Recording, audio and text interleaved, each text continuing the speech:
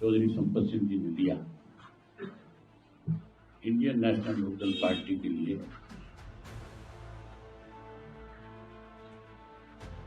आज के इनके फैसले से बड़ा दिल नहीं हो सकता। हमें बहुत खुशी है कि चौधरी साहब ने एक बड़ा फैसला लेकर के फिर से चौधरी देवीलाल जी की नीतियों को और मजबूती के साथ कैसे आगे बढ़ाया जा सके, कैसे नई पीढ़ी को चौधरी देवीलाल की नीतियों के बारे में बताया जा सके, कैसे इस प्रदेश को, जो प्रदेश चौधरी देवीलाल जी ने बनाया था, उस प्रदेश को बचाया जा सके। उसके लिए जो आज इन्होंने पार्टी को आशीर्वाद दिया, जो आज फैसला लिया, हम सब लोग इनका इस बात के लिए आभार व्यक्त करते हैं, इनका स्वागत करते हैं।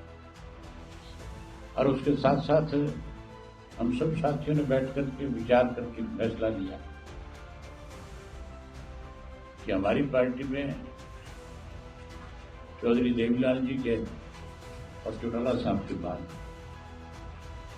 अगर सबसे ज्यादा लंबा संघर्ष पार्टी में रहकर के किसी ने किया तो चौधरी संपत सिंह जी ने किया और रामपाल माजरा जी ने किया। ये दोनों चौधरी साहब के, चौटाला साहब के पुराने साथी। जहां हमने माजरा साहब को प्रदेश की पार्टी की जिम्मेवारी इनके हाथ में है, हम इनके नेतृत्व में जो सब मिलकर आज पार्टी को आगे बढ़ा रहे हैं, हमने आपस में विचार विमर्श करके कोई नया फैसला लिया आज कि चौधरी संपत सिंह जो है वो हमारे सबसे पुराने साथी हैं। मेरे से राजनीति में आने से पहले चौधरी संपत सिंह तो एमएलए और मिनिस्टर के पदों के लिए इन्होंने उस वक्त संगठन में भी बहुत काम किया। आज फिर क्योंकि इनको संगठन का बहुत अनुभव है,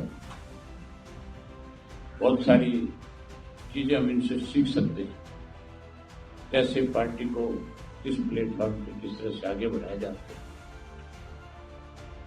कैसे सरकार जो किसान की, मजदूर की, गरीब आदमी की जो अनदेखी कर रही है, जो व्यापारी को कमजोर कर रही है, कैसे उनको उनके साथ खड़े होकर के उनको न्याय दिलाया जा सके। ये सब चीजें, इसका अनुभव हमारे से सबसे ज्यादा चौधरी संपत सिंह जी। हम इनको अपनी पार्टी का राष्ट्रीय संरक्षक बना रहे हैं।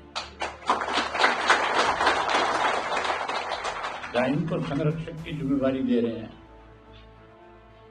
वहीं गौरव संपत सिंह जो है, जो काफी समय से राजनीति में एक्टिव है, इनको भी हम हमारी पार्टी में यूथ के अंदर एक बड़ी जिम्मेवारी देंगे ताकि यूथ को भी ज्यादा से ज्यादा संख्या में जोड़ा जा सके।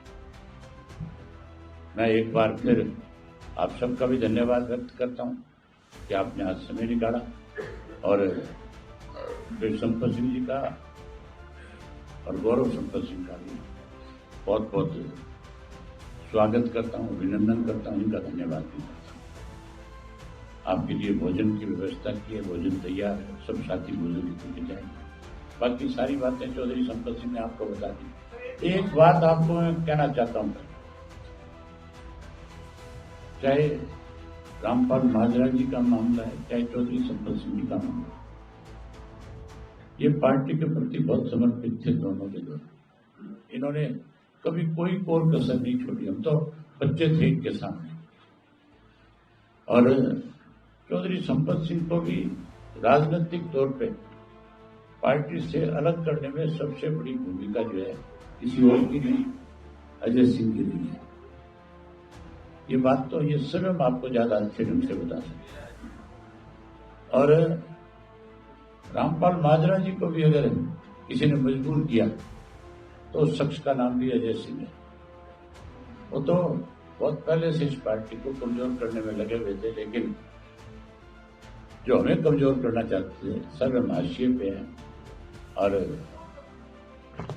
मैं एक बार फिर उन और साथियों को आपके माध्यम से कहना चाहूंगा जो किसी वजह से हमारे से अलग थलग हुए, जिन्होंने चाहे किसी भी राजनीतिक दल में जाकर के उस राजनीतिक दल की ताकत बढ़ाने का काम किया, मैं आपके माध्यम से एक बार फिर कहना चाहता हूं कि वो सब साथी भी पुनः विचार करें और वो भी फिर इंडियन नेशनल लोकदल में आए, आकर के भारतीय जनता पार्टी को, जो प्रदेश को दोनों हाथों से लूटने में लगी हुई, इस बीजेपी के विकल्प के रूप में अपनी ताकत बढ़ाने का काम करें। मुझे भरोसा है हमारे पुराने सारे साथी अब कोई ना कोई और अच्छा फैसला लेंगे।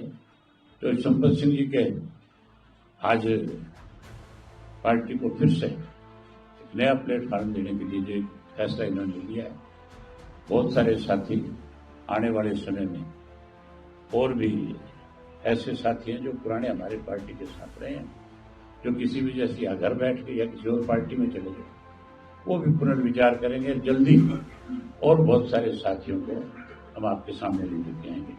आप आए, आपका बहुत धन्यवाद। राहुल ने कहा है कि हरियाणा में वोट चोरी हुई, 25 लाख वोट चोरी हो गए। कांग्रेस का मैंने ये बात टेलीविजन पे देखी और सुनी भी। उन्होंने 35 लाख वोट चोरी की बात की, 25 लाख। चौधरी संपत सिंह ने आपको बताया था कि चोरी करनी किसने सिखाई। सबसे पहले 14 एमएलए के वोट चोरी हुए यहाँ पे। राहुल गांधी जी से पूछो कि वो 14 वोट जो चोरी हुए वो किसने किए थे। भाजपा और कांग्रेस मिलकर के इस खेल को आगे बढ़ा रही है। इस गेम की शुरुआत पहले कांग्रेस करती थी और अब कांग्रेस की बजाय बीजेपी भी इस काम को आगे बढ़ाने में लगी हुई है। वो तो हिमाचल में जब सत्ता में आए तो राहुल गांधी ने हिमाचल का उदाहरण क्यों नहीं दिया कि वहां क्या हुआ था। राहुल गांधी ने कर्नाटक का उदाहरण क्यों नहीं दिया। राहुल गांधी अगर वोट चोरी की बात करते हैं तो फिर तेलंगाना का जिक्र क्यों नहीं किया। वहां चोरी नहीं हो सकती। ये मैं कोई बीजेपी के पक्ष की बात नहीं कर रहा। ये एक नागनाथ है, एक सामनाथ है। ये चोर चोर मौसेरे भाई हैं दोनों पार्टी में। लोगों का बेवकूफ बनाने की कोशिश की जा रही है इस तरह की बातें करके। बजाय पहले अपने गिरबान में झांक करके देखो कि तुम खुद कहां खड़े हो और तुमने खुद ने अपने शासन काल के दौरान किस तरह के काम किए। कांग्रेस सत्ता से बाहर हुई, भाजपा सत्ता में इसलिए नहीं आई थी कि भाजपा कोई अच्छी पार्टी थी। भाजपा के अंदर में सत्ता में इसलिए आई थी कि कांग्रेस पार्टी के मनमोहन सिंह जी के राज में इतने बड़े आरोप लगे थे भ्रष्टाचार के कि हर भारतीय नागरिक जो है शर्मिंदा था इस बात को लेकर के। हम भी विदेश में कहीं जाते थे, कोई पूछता था कि आप कहां से, हमें ये कहते हुए शर्म महसूस होती थी कि हम भारतीय हैं। क्योंकि भारतीय कहते अगला सामने से कहता अच्छा आप उस कंट्री से आए हो जिस कंट्री में तो आजकल स्वयं भ्रष्टाचार के कोई दूसरा काम ही नहीं।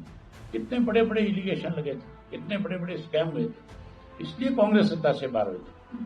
और भाजपा को इस उम्मीद के साथ लोगों ने वोट दिए थे कि उस वक्त मोदी जी बहुत बड़ी बात कहा करते थे कि मैं इन सब चीजों पे रोक लगाऊंगा, मैं देश को इस तरह से आगे लेकर के जाऊंगा।